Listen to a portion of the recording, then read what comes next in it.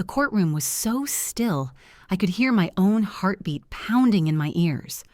Ethan leaned forward, his lawyer's voice sharp and cold as ice. "She doesn't own that house. She's been squatting there. My client has every right to evict her." I felt my hands tremble in my lap, but I lifted my chin. I had lived in that house for 35 years. I had poured every ounce of my life into its walls. To hear him call me a trespasser was a cruelty I wouldn't wish on anyone. The judge's gavel echoed once, cutting through the tension. And in that silence, I thought of the tiny brass key hidden in my purse. The key my late husband had left behind with a faintly smudged receipt that read, "Safety Deposit Box number 217. If I was right, if my memory hadn't betrayed me, that key was the only thing standing between justice and losing the home I had built from scratch. Before I take you deeper into this storm, let me say, before diving into today's dramatic story, don't forget to subscribe to Twist Stories and turn on the notification bell. Here, you'll always find tales of sacrifice, betrayal, and jaw-dropping twists. Where are you watching from? Leave a comment below. Who knows? The next story might remind you of your very own experience. My name is Margaret Hart. I'm 65, a widow, and for most of my life I believed sacrifice would always be rewarded with love. I worked, I saved, I gave up everything so my daughter Claire could have more. But life doesn't always reward devotion. Sometimes it makes you invisible. Ethan, my son-in-law, entered our lives like a storm in a tailored suit. Handsome, charming, too charming. His smile never reached his eyes. At first, I told myself I was being protective, but then came the little cracks. Papers slipped across the table for Claire to sign, strange bills in the mailbox, strangers with clipboards on my lawn. One night over dinner, Ethan said with a casual smirk, "Houses are better managed when titled under the younger generation. It saves complications later." That was the first dagger. I stayed quiet for Claire's sake, but silence has a cost. Then came the letter. A legal notice cold as stone. "You are hereby ordered to vacate the premises within 30 days, signed by Ethan's lawyer." My own daughter's husband was trying to erase me from the very home I had built with Robert, my late husband. I folded the paper, whispering to the empty air, "Robert, what do I do now?" And that's when I remembered. The small brass key, hidden for years. Next to it, a faded bank receipt. Safety Deposit Box number 217. That night, sleep never came. My heart pounded with questions. Had Robert known this day would come? Did he leave me something? Proof? Protection? A final lifeline? Before I take you deeper into this storm, let me say, don't forget to subscribe to Twist Stories and turn on the notification bell. Here, you'll always find tales of sacrifice, betrayal, and jaw-dropping twists. Where are you watching from? Leave a comment below. Who knows? The next story might remind you of your very own experience. If you were in my shoes, holding that key, would you dare to open the past, knowing it could either save you or destroy everything you thought you knew? The next morning, I held the tiny brass key in my palm, its edges digging into my skin. It felt heavier than it should, as if it carried the weight of every sacrifice I had ever made. But before I could act on it, Ethan struck again. A knock on the door jolted me from my thoughts. When I opened it, a man in a press suit stood there, clipboard in hand. "Mrs. Hart? I'm here on behalf of Sterling Realty, just doing a preliminary assessment." "Assessment?" I asked, my voice catching. "Yes, ma'am." "Property value." Likely going on the market soon, I shut the door before he could finish. My chest burned as if all the air had been stolen from me. So it was true. Ethan was already moving forward, counting on me to remain silent. That evening, I found Claire sitting at the kitchen counter, her head buried in her hands. Ethan's shadow loomed just behind her, his voice silky but sharp. "Claire, this is for us, for our future. Don't let your mother guilt-trip you into clinging to the past. I stepped forward, trying to steady my voice. This isn't just a house, Ethan. This is my life's work, my memories, Robert's legacy. He smirked, tilting his head. Legacy doesn't pay bills, Margaret. Property should belong to the living, not the dead. Claire flinched at his words, her eyes darting to me, then away. Mom, I don't want to fight. Ethan says if the deed is in his name, it protects us legally. I thought it was just paperwork. My heart broke at the sight of my daughter caught between loyalty and fear. I wanted to shake her, beg her to see the manipulation, but I swallowed my pain. I couldn't make her choose, not yet. The days grew darker. Every sunrise brought another blow. Strange calls on the house phone, envelope stamped legal notice. One letter read, "Failure to comply will result in immediate eviction." I remember holding that letter in trembling hands, whispering to myself, if you've ever been silenced, if you've ever been told you are worthless, you know this pain. You know what it is to watch your life stolen piece by piece. And if you're listening now, you're not alone. The breaking point came one stormy evening. Rain lashed against the windows as I walked past the study. Through the crack in the door, I saw Ethan hunched over his laptop, whispering into his phone. Make sure her name is erased from the records. I don't care how you do it, just make it disappear. The words cut like knives. I stepped back, my breath shallow. Later that night, I confronted Claire quietly, away from his ears. Sweetheart, do you know what he's doing? He's trying to erase me from everything, from the house, from your life. Tears filled her eyes, but she shook her head. I can't. Mom, you don't understand. Ethan says we'll lose everything if I don't cooperate. He says... Her voice cracked. He says, you're holding us back. I felt as though my heart had been carved out of my chest. My own daughter, manipulated into believing I was the obstacle. One evening, unable to bear the silence, I pulled open an old drawer in Robert's desk, and there it was, the small brass key resting next to a faded bank receipt, the words barely visible but still legible. Safety deposit box number 217. I clutched the receipt to my chest, tears spilling down my cheeks. For the first time in months, a flicker of hope lit inside me.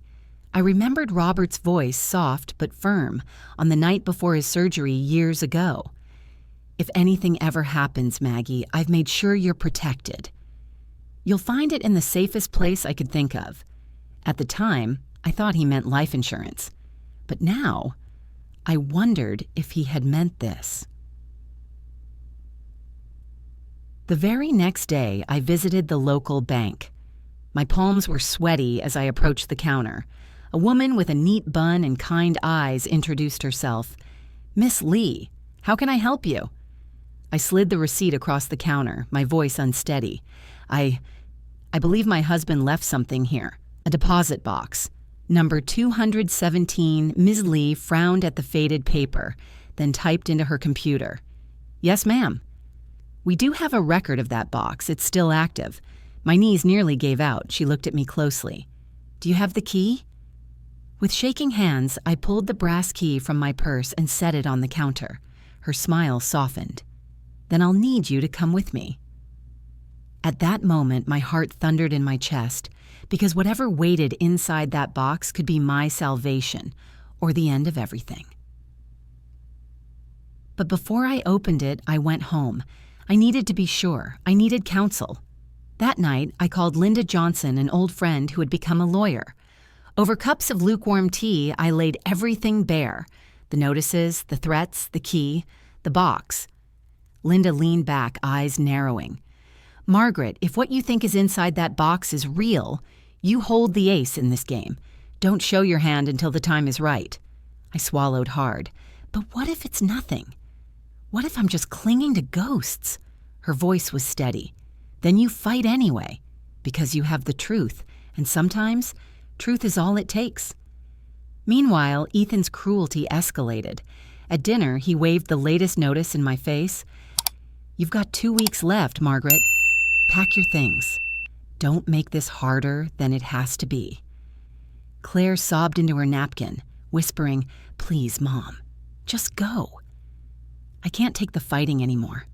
I looked at my daughter, broken by fear, and I made a vow in my heart. I will not leave. I will not surrender. Not until every last stone of this house remembers my name. If you were standing in my shoes, torn between silence and defiance, between losing your daughter and losing yourself, what would you do? Because for me, the choice was clear. And soon, Ethan would learn that I was not the fragile widow he thought I was. The morning light streamed weakly through my curtains, but I didn't feel its warmth. I sat at the kitchen table, the brass key between my fingers, tracing the grooves again and again as though they might whisper answers. Ethan's threat still echoed in my head. 2 weeks left, Margaret. Pack your things. I refused. Not until I knew what Robert had left behind. That afternoon, I put on my best coat and walked back into the bank. The marble floors echoed beneath my shoes. Miss Lee, the same teller who had spoken kindly to me before, recognized me instantly. "Mrs. Hart, you're here about box number 217, yes?" I nodded, my heart racing. She guided me down a long corridor, each step making the air heavier. At the end was a quiet room with thick walls and a metal door. She inserted her master key while I slid in the small brass one. With a deep, resonant click, the lock yielded. The door swung open to reveal a long, narrow drawer. My breath caught as Miss Lee slid it out and placed it on the table. Inside lay a single sealed envelope, thick and heavy, with the bank's red stamp still intact. My hands shook as I reached for it. My vision blurred with tears when I saw Robert's handwriting across the front. For Margaret. I pressed the envelope to my chest, whispering, "Oh, Robert!" Ms. Lee gave me a respectful nod. "Take all the time you need, ma'am. You can use this room privately." She left, closing the door behind her. With trembling fingers, I tore the seal. Inside, folded neatly, was the original deed to our home.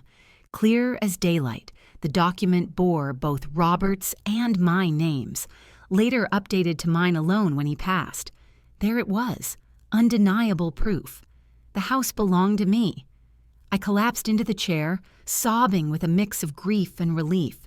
For months, Ethan had painted me as weak, as disposable, as invisible. And now, in my hands, I held the truth that could shatter his lies. That evening, I called Linda again. She arrived in her navy blazer, sharp eyes scanning the deed. "This is it, Margaret," she whispered, tapping the red stamp. "An original, notarized deed. Courts don't argue with this." I clutched her hand. "So I'm not crazy? He can't take this away?" Her gaze softened. "You're not crazy.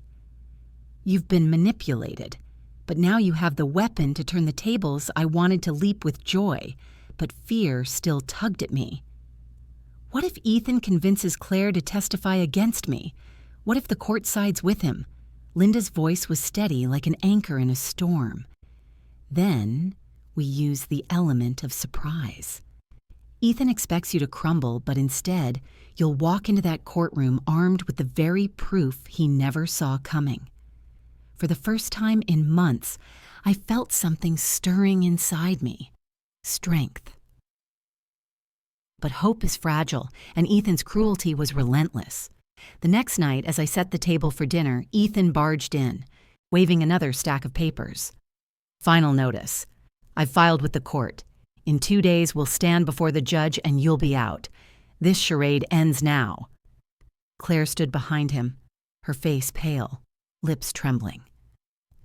"Ethan, please," she whispered, but he silenced her with a glare. I forced myself to meet his eyes. "You're very sure of yourself."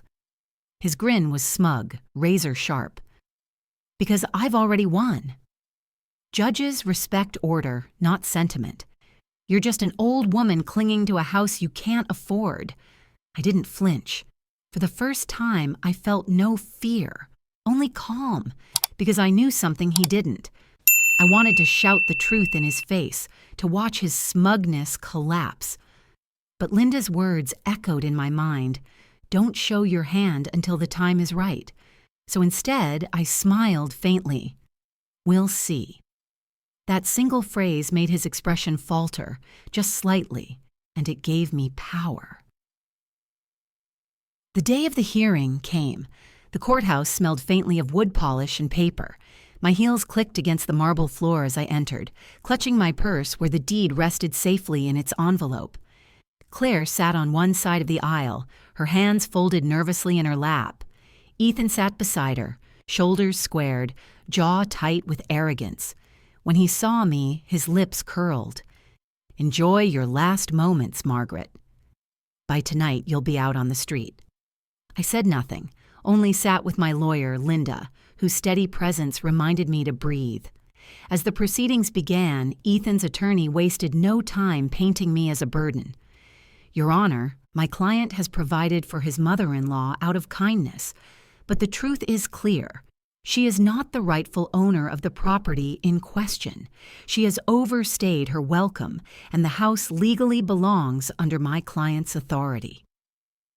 Each word was a knife. Claire's head sank lower, tears glistening in her eyes. Then Ethan stood, his voice dripping with disdain. "She's lived off us long enough." It's time she moved on. Gasps rippled through the small courtroom. Even the judge's brow furrowed. I gripped my purse tighter, feeling the envelope inside. My moment hadn't come yet, but it was close.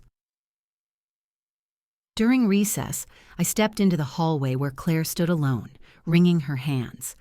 "Mom," she whispered, her voice breaking, "I didn't know it would come to this. I thought Ethan just wanted to keep us safe.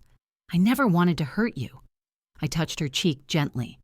"Sweetheart, you're caught in his web. But remember this.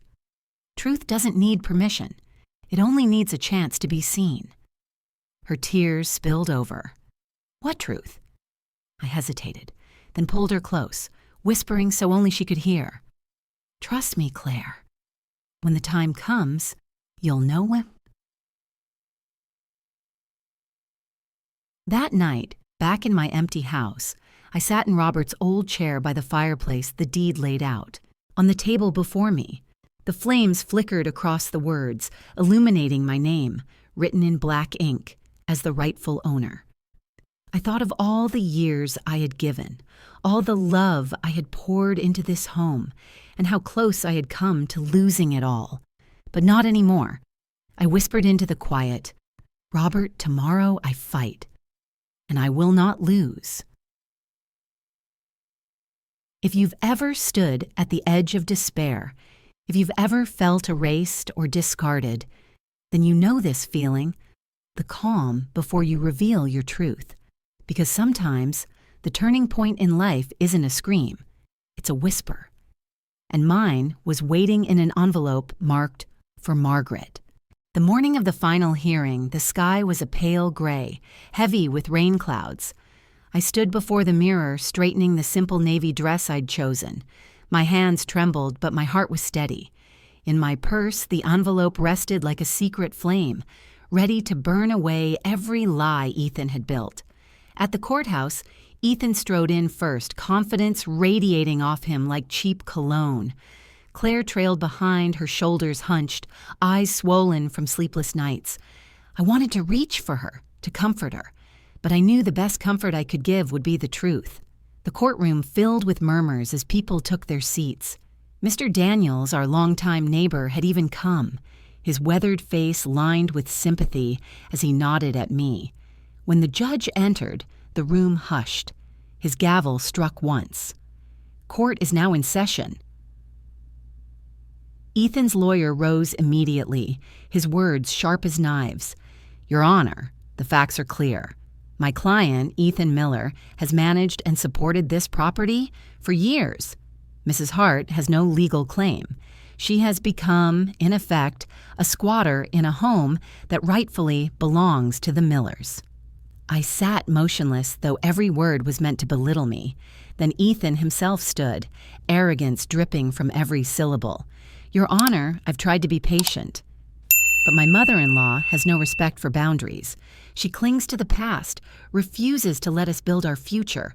She's an old woman squatting in a house she didn't earn." The cruelty in his tone sliced through me, but I held my gaze steady. Across the room, Claire covered her face, unable to look at me. The judge turned to me.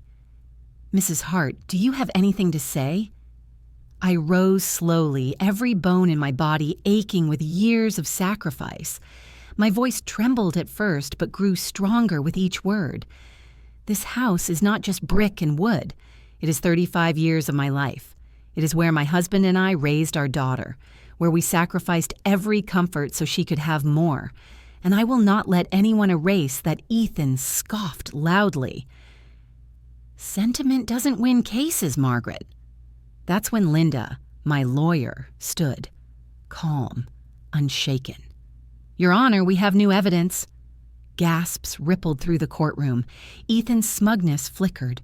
Linda approached the bench and laid the sealed envelope on the table.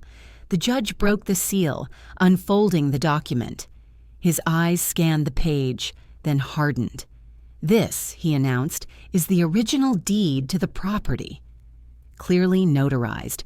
The sole owner listed Margaret Hart. The room erupted in whispers. Ethan shot to his feet, his face draining of color. "No, that can't be. I had the records changed. She doesn't—" The judge's gavel slammed. "Order in the court." Claire's sob broke through the silence as she leapt up, rushing toward me. She collapsed at my side, tears streaming down her face. "Mom, I didn't know." Ethan told me. He told me you had nothing. I'm so sorry. I wrapped my arms around her trembling shoulders, whispering, "It's not too late, sweetheart. The truth is here now." Ethan's voice rose, desperate, cracking under the weight of his unraveling lies. "She manipulated this. She planted that deed. It's fake." Linda's voice cut clean through his rage. "The bank seal, Your Honor." Verified by Ms. Lee, the manager of Sterling Bank, who is present today as a witness, Ms. Lee stood from the gallery, stepping forward with quiet dignity. "I can confirm the deed is genuine. It has been stored in our vault for over a decade, untouched until Mrs. Hart retrieved it with her key." The judge leaned forward, his voice like iron. "Mr. Miller, do you have any evidence to contradict this?" Ethan stammered, sweat dripping from his temple. I. His words collapsed into silence. The gavel came down with finality. "This court recognizes Margaret Hart as the rightful owner of the property. Any attempt to evict her is hereby dismissed. Furthermore, this court finds grounds to investigate potential fraud regarding the altered records." Ethan's knees buckled. For the first time, his mask shattered, panic flashing across his pale face. In that moment, I didn't need revenge. I didn't need to scream or gloat. Watching Ethan crumble under the weight of truth was justice enough. The courtroom buzzed with murmurs as officials led him out, his head bowed, his arrogance gone. Claire clung to me, sobbing. "Mom, I let him turn me against you. Can you ever forgive me?" I kissed her hair softly. "You are my daughter. Nothing will change that." We start again. As the judge's gavel echoed one final time, I lifted my head high. For months, Ethan had painted me as weak, as disposable, but the truth had been waiting, quiet, patient, unshakable. The tables had turned, and I, the widow he tried to erase, was still standing. If you've ever been called worthless, if you've ever been cast aside, remember this: the truth cannot be buried forever.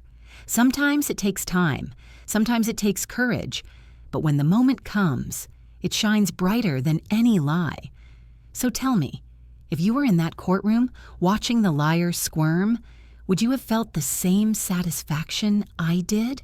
When the gavel struck for the last time, the sound lingered in my chest like thunder rolling away after a long storm.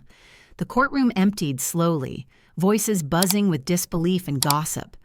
But I stayed still, my hand resting over the envelope that had saved me. Claire sat beside me, her face streaked with tears. For the first time in months, her eyes looked clear, as if she were waking from a dream.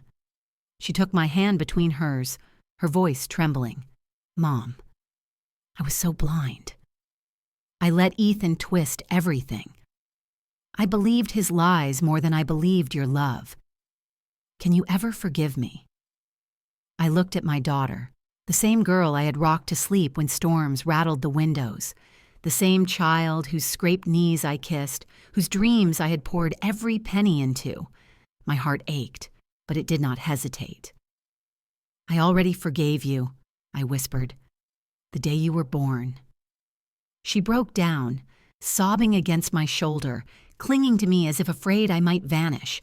For the first time in so long, I held my daughter without fear, without resentment, just a fragile hope that we might begin again. Ethan, meanwhile, was escorted out of the courthouse, his once proud shoulders slumped, his arrogance shattered.